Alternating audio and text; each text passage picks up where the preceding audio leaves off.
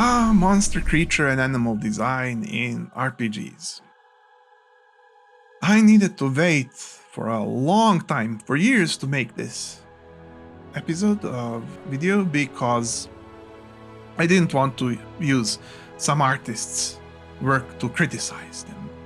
I want to criticize everybody equally.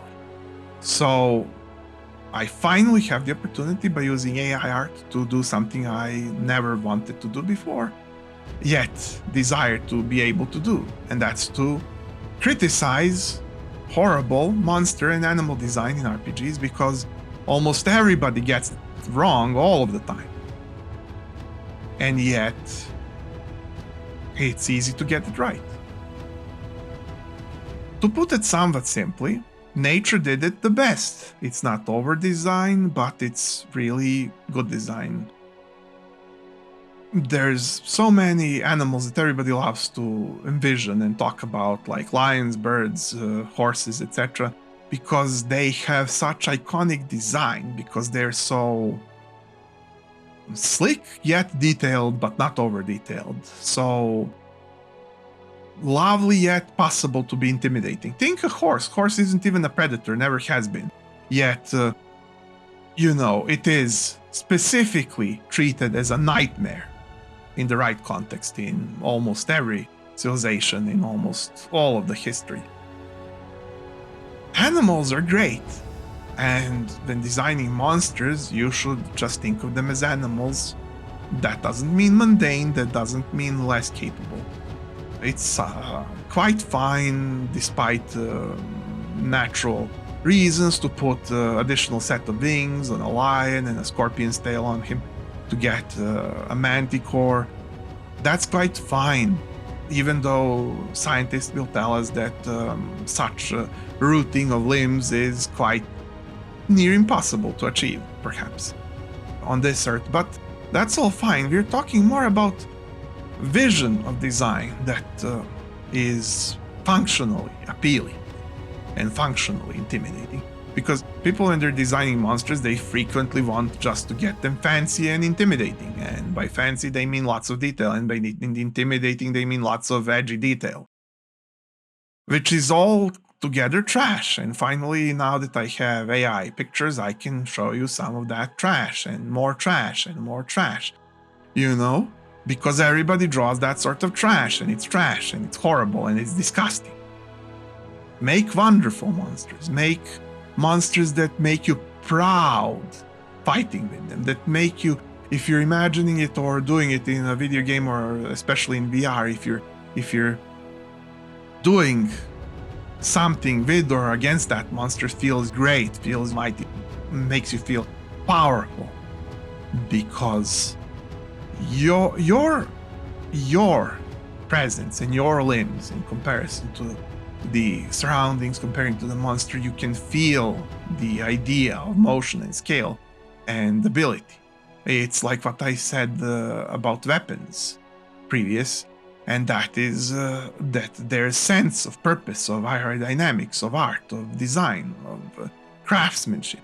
Yes, nature has craftsmanship, whether you believe one method of it or another, but honing and fine-tuning is what nature arose from. And that craftsmanship is apparent to human eye. No matter whether it's sourced, the craftsmanship in question is beautiful. Now, people are scared of many of these creatures, but they still will always tell you that they're, I would say, well formed. They do really well what they do. Even fear.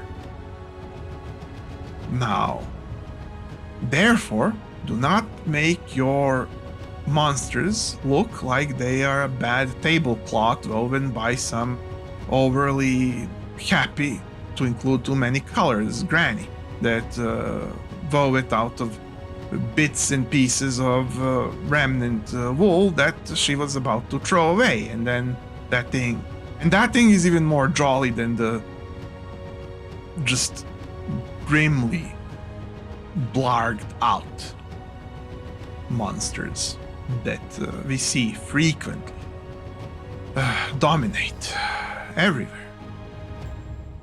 No, you want to approach it like as if you were designing horror monsters. You don't want it to look too dumb, too quirky, too bad, too sick, too goofy, too pathetic, to jump scare you. You want them to look appropriately carried. You want them to have a certain ability of poise, of presence, of accountability for their place in the world. And once you have that, it doesn't have to be horror anymore. So some of the best and most beautiful monsters are just a combination of various animals, like, say, a griffin is, and as I said, like a manticore is, and like really any such usually mythological monster is, because they survive thousands of years of popularity and spreading through the ages because they're good design. Otherwise, they wouldn't be talked about. Monsters that are good design will stay with us forever. Monsters that are bad design won't stay with us even for a week. Nobody will even show it to a friend twice, even if you're getting lucky once as an artist. So pay attention to be somewhat observant of nature, of classics, of abilities, of purposes, of culture, of presence, of meaning, and of dignity of your work before you just decide to make cheese grater out of your monster. And adventure, artist, DM, if you thought this was useful or unique, maybe you can spare me a click. I'm M, and welcome to dMTable. See you next time. Bye.